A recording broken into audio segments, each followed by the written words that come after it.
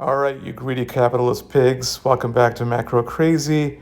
Going to be a quick video tonight, but there's a lot of research reports being released here in December talking about, looking forward to 2023 and what are the macro trends. So tonight I'm going to do a quick video on Morgan Stanley's comments for 2023. Okay, the first big item they talk about is that they're calling for tepid growth in the US. And yes, you understand it right, tepid growth versus negative growth. They're calling for, I think, 0.5% or something growth for 2023, which would keep the US out of recession, supposedly.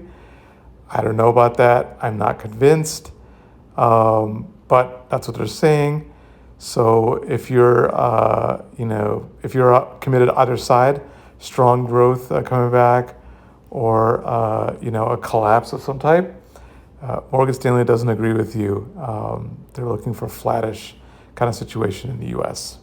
Number 2 trend for 2023, macro trend that is, lower inflation across the board.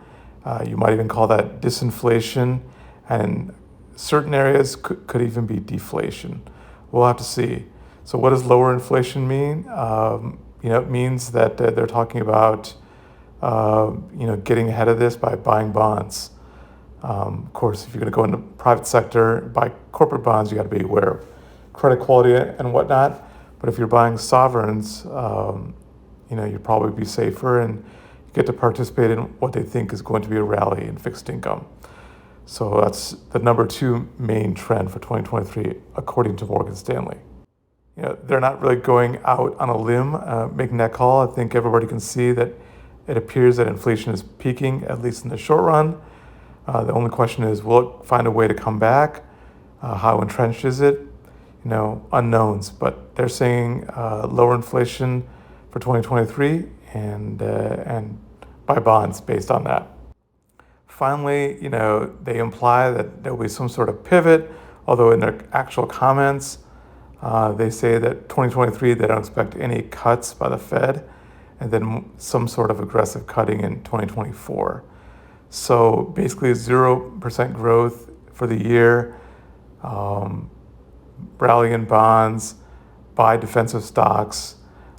You could also, that means like consumer staples, buy liquor companies, defense companies tend to do well, and comfort foods, because times will be tough.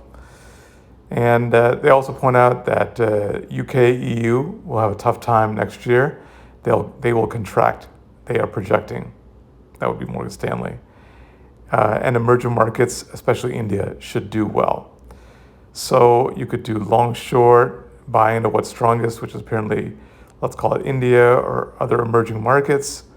You could do that via currencies, of course, buy bonds, buy defensive stocks, and then sell discretionaries in developed countries. Although keep in mind, some discretionary companies may do okay because demand from abroad, emerging markets, China, India, elsewhere, may be strong enough to somewhat offset, mostly offset, or even potentially lead them to growth. So just be aware of that. I hope that was interesting. I'll put up more, the summaries of more reports as I get them. And make sure to comment. Let me know if you agree, if you disagree, whatever. Like, subscribe, and we'll see you for the next video.